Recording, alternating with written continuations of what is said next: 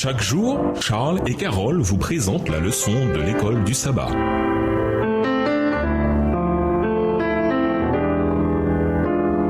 Bienvenue dans votre émission Dieu nous parle.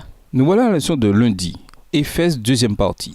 À Éphèse, Paul prêcha d'abord dans la synagogue, selon sa coutume, quand l'opposition se déclara. Il se rendit en compagnie des nouveaux croyants dans l'école d'un dénommé Tyrannos, où Paul prêcha quotidiennement pendant 2 ans. Acte 19, les versets 8 à 10.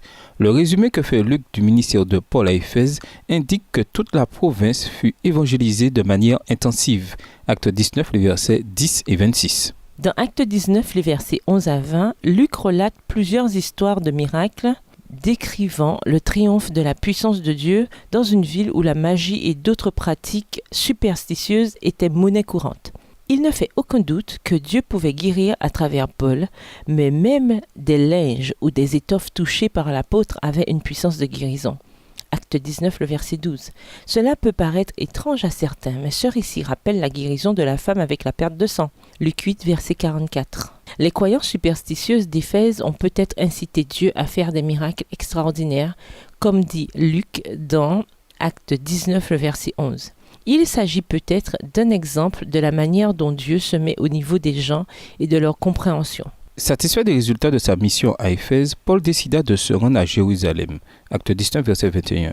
Luc ne donne pas de raison à ce voyage, mais nous savons, d'après les écrits de Paul, qu'il voulait remettre les fonds qu'il avait collectés pour les pauvres de l'église de Jérusalem. Romains 15, versets 25 à 27, 1 Corinthiens 16, versets 1 à 3.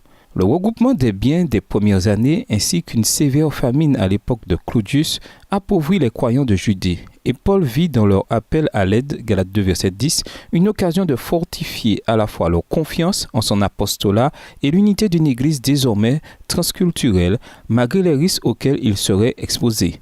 Acte 20, les versets 22-23, Romains 15, verset 31. Lisons Acte 19, les versets 23 à 41. Quelle était la véritable raison à l'opposition que Paul rencontra à Éphèse à la fin de son séjour? Acte 19, versets 23 à 41. À cette époque, la voix du Seigneur fut l'occasion de troubles sérieux à Éphèse. Un bijoutier nommé Démétrius fabriquait des petits temples d'Artémis en argent et procurait aux artisans de sa corporation des gains considérables. Un jour, il les convoqua tous ainsi que les ouvriers qui vivaient de la même industrie. Il leur dit : « Mes amis, vous savez bien que nous devons notre prospérité à l'exercice de notre métier. Or, vous voyez ce qui se passe, où vous en entendez parler non seulement à Éphèse, mais dans presque toute la province d'Asie. Ce Paul a remué de grandes foules. Il les a persuadés que les divinités fabriquées par des hommes ne sont pas de vrais dieux. Ce n'est pas seulement notre corporation qui risque d'être discréditée, mais le temple de la grande déesse Artémis lui-même pourrait y perdre toute sa renommée. Toute l'Asie et le monde entier adorent cette déesse, et il n'en faudrait pas beaucoup pour qu'elle soit discréditée. À ces mots, les auditeurs devinrent furieux et se mirent à scander « Grande est l'Artémis d'Éphèse !» Bientôt, toute la ville fut en effervescence. On s'empara de Gaius et d'Aristarque, 2 Macédoniens qui accompagnaient Paul dans son voyage, et l'on se précipita en foule au théâtre. Paul voulait se présenter devant le peuple, mais les disciples l'en empêchèrent. Et même quelques hauts fonctionnaires de la province qui le tenaient en amitié lui firent parvenir un message pour lui recommander de ne pas se rendre au théâtre. Cependant, l'assemblée se tenait dans la plus grande confusion. Les gens hurlaient, mais personne ne criait la même chose, et la plupart ne savaient pas pourquoi ils étaient venus. Des gens de la foule expliquèrent l'affaire à un certain Alexandre, que les Juifs avaient poussé en avant. Alexandre fit signe de la main qu'il voulait s'adresser au peuple pour prendre la défense de ses coreligionnaires. Mais, dès qu'on eut appris qu'il était juif, tous se remirent à crier en chœur pendant près de 2 heures. « Grande est l'Artémis d'Éphèse !» À la fin, le secrétaire de la ville parvint à calmer le peuple. « Éphésiens, dit-il, quel homme au monde ignore que notre cité d'Éphèse est la gardienne du temple de la grande Artémis et de sa statue tombée du ciel? C'est là un fait incontestable. Il faut donc vous calmer et ne rien faire d'y réfléchir. Vous avez amené ici ces hommes, mais ils n'ont commis aucun sacrilège dans le temple. Ils n'ont dit aucun mal de notre déesse.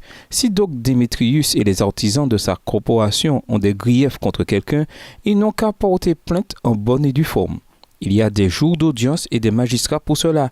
Et si vous avez encore d'autres réclamations à formuler, on les examinera lors de l'assemblée légale.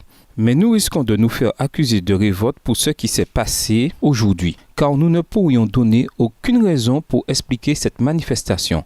Là-dessus, il ordonna à l'Assemblée de se disperser. L'opposition était liée à l'adoration païenne qui était gravement menacée par le ministère de Paul. La véritable motivation de Démétrios était clairement financière, mais il put en faire une question religieuse car le temple d'Artémis ou de Diane, reconnu comme l'une des 7 merveilles du monde antique, était situé à Éphèse. Lisons Acte 19, verset 27.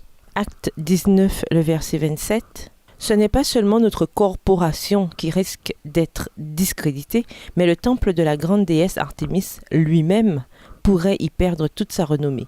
Toute l'Asie et le monde entier adorent cette déesse et il n'en faudrait pas beaucoup pour qu'elle soit discréditée. Remarquez combien Démétrios a fait preuve d'astuce en invoquant la piété religieuse dans sa tentative de continuer à faire affluer l'argent. Pourquoi, en tant que chrétiens, devons-nous faire attention à ne pas utiliser d'autres foi ou une prétendue piété liée à notre foi de la même manière?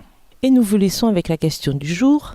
Quels sont les défis dont nous faisons l'expérience dans l'œuvre missionnaire aujourd'hui? Au revoir. Et à demain si Dieu veut. Dieu nous parle. Chaque jour, Charles et Carole vous présentent la leçon de l'école du sabbat.